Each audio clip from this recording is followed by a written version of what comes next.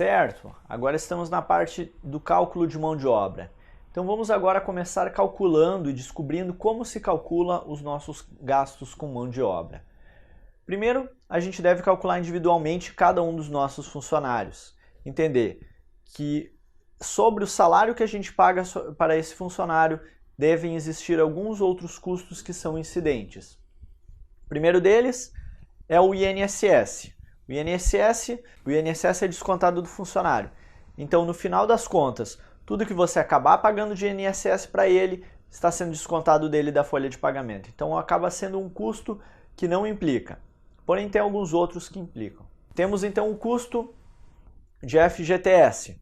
FGTS, ele é 8% do salário do funcionário. Então, se você paga R$1.000 para o funcionário, você deve pagar R$80 a mais por mês de FGTS. O próximo custo é o custo de férias.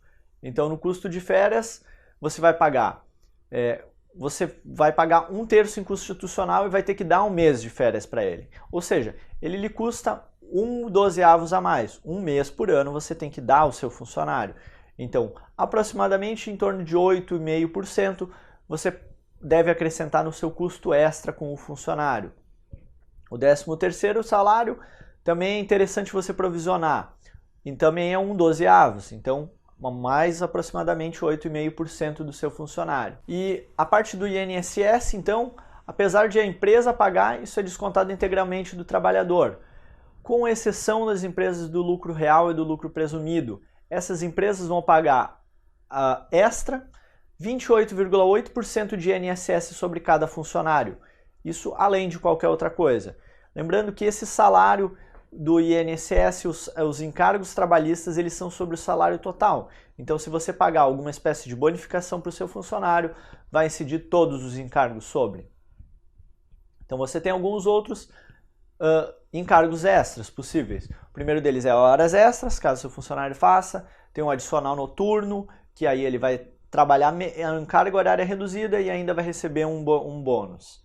Você vai ter também, em caso de demissão, você pode ter o aviso prévio, multa de FGTS e diversos outros adicionais, como o de insalubridade, o de quebra de caixa, o de periculosidade.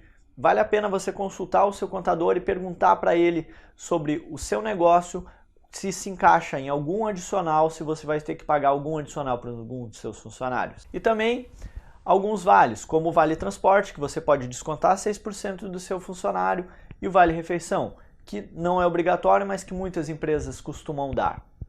Então converse com o seu contador, verifique os custos relativos ao seu negócio e faça o cálculo.